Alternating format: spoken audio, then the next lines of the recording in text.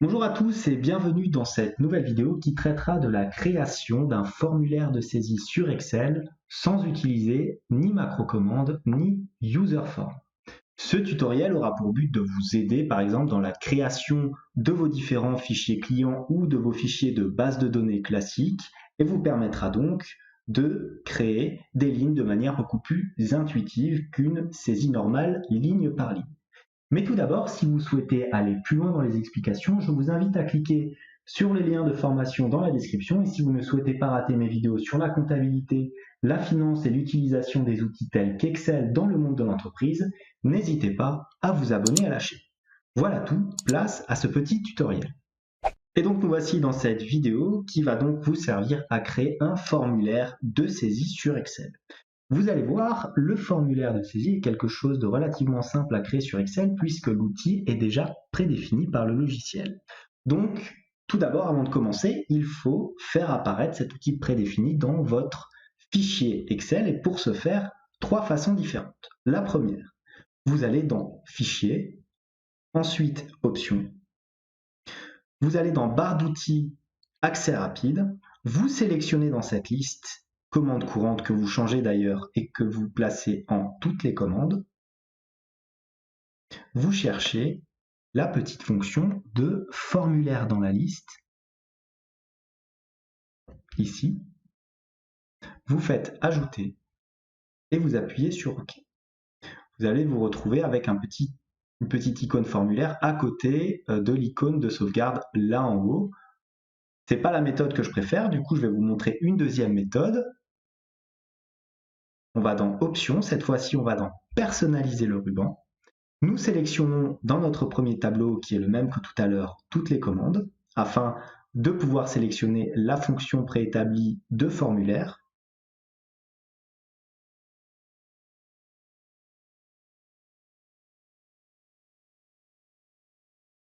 Qui se trouve ici. Et ensuite, vous remarquerez dans notre deuxième colonne que tous les intitulés ici correspondent aux intitulés que nous avons en ligne ici dans notre classeur Excel. Donc vous avez très vite compris que notre outil formulaire peut être placé dans n'importe lequel de ces onglets de notre classeur Excel. Si je choisis par exemple l'onglet Données, que je me place sur Tri et filtre, que je crée un groupe, comme ceci, oups, le supprimer, voilà, que je le renomme formulaire. Vous voyez que l'outil me permet aussi de choisir une petite icône qui correspondra au nom de ma petite fonction. On va choisir celui-ci par exemple. On appuie sur OK. Ensuite, je sélectionne mon formulaire et je l'ajoute sous l'onglet sélectionné. J'appuie maintenant sur OK. Et regardez ce qui se passe quand je vais dans Données. Je constate qu'il y a mon petit outil de formulaire qui s'affiche ici. C'était donc la deuxième méthode. Et je vais vous montrer encore mieux la troisième méthode. Vous allez dans Options, comme tout à l'heure, vous allez dans Personnaliser le ruban. Et cette fois-ci, au lieu de créer dans notre onglet notre petit outil de formulaire, on va directement créer un onglet spécifiquement rattaché au formulaire. Pour ceci, on crée un nouvel onglet ici, nouvel onglet. On sélectionne, on renomme, on l'appelle formulaire. On appuie sur OK. Sélectionne le sous-groupe là aussi. On prend le petit icône qu'on a vu tout à l'heure et on va dans formulaire et on appuie sur OK. On n'oublie pas de sélectionner l'outil formulaire dans notre base de données ici, dans toutes les commandes.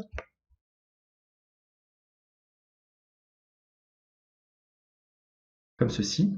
Et on fait ajouter. J'appuie sur OK. Et qu'est-ce qu'on constate? La création d'un onglet spécifique à mon formulaire. C'est avec cette méthode que je vais continuer donc ce petit tutoriel. À présent, nous allons commencer par créer notre base de données. Alors là, vous allez voir, c'est très simple. Je vais en prendre une classique. Donc, on va mettre nom, prénom, mettre ville aussi. Et enfin, l'âge. ça va être notre première base de données. Je tape juste les intitulés du tableau que je souhaite avoir. Je clique ensuite sur mon onglet formulaire, donc soit celui-ci, soit celui prévu dans les données. Je vais aller dans mon onglet formulaire, je clique dessus et je vois un message de Microsoft Excel qui n'a pas l'air content, puisqu'il me dit « Microsoft Excel ne parvient pas à identifier la ligne de votre liste ou sélection qui contient les étiquettes de colonnes requises par cette commande ». Il me précise par la suite, pour utiliser la première ligne de la sélection ou de la liste comme étiquette et non comme donnée, cliquez sur OK. Donc c'est notre cas, nous cliquons sur OK.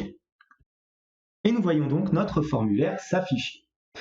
Vous voyez qu'on a les intitulés prévus ici, donc on peut le remplir maintenant. Si on souhaite créer une nouvelle donnée, on va mettre par exemple Muller, on va l'appeler comment Jean, qui habite, elle est à Paris, et l'âge 25 ans. On clique sur Nouvelle, et on voit que notre petite liste apparaît ici. Si je souhaite encore ajouter quelqu'un, on peut l'appeler maintenant, je ne sais pas moi, Pascal, et comme prénom Adrien, ville Toulouse, âge, on va mettre 51, nouvelle. Alors on peut en rajouter encore un petit troisième qu'on va appeler cette fois Meyer, avec un E, comme ceci. On peut l'appeler Jacques, ville Strasbourg, et âge 18. Nouvelle. Et on constate que notre tableau fait donc apparaître les différents champs à chaque fois qu'on les remplit dans notre petit formulaire que nous avons créé. On constate que le titre ici feuille 1 ne convient pas vraiment à notre formulaire, ça ne fait pas trop propre, donc pour le modifier c'est très simple, on clique sur la petite croix en rouge, on va dans le nom de notre onglet que l'on peut appeler base de données, comme ceci. À présent, si on retourne dans notre formulaire, on constate quoi? On constate tout simplement que le titre a donc changé. Voyons à présent comment faire une recherche dans notre base de données. En effet, si on a énormément de personnes, il peut être utile de pouvoir rechercher soit par ville, soit par éventuellement une lettre. Donc pour ce faire, il faut aller dans le petit cadre ici de critères et vous allez chercher un critère. Par exemple là, j'ai mis M. Et si je cherche en critère M le nom, il me ramènera tous les noms avec naturellement la lettre M. Et pour ce faire, nous allons donc saisir ici M, mais ensuite nous allons aller dans Suivant. Et on constate qu'il me ramène Meyer, donc effectivement il a raison. Et si je fais Précédent, pour voir les autres entrées qu'il y a, nous avons Muller. On constate bien qu'il n'y en a que 2 et qu'il ne prend pas en compte Pascal, puisque tout simplement il n'y a pas de M dans son nom de famille. Voyons à présent comment modifier maintenant un des différents éléments. Alors pour ce faire, c'est très simple. Si par exemple vous êtes dans votre base de données et vous vous êtes rendu compte que voilà, le prénom de la deuxième personne n'est pas bon, alors vous allez dans votre formulaire, vous sélectionnez. Vous pouvez naturellement naviguer en allant dans Précédent, Suivant.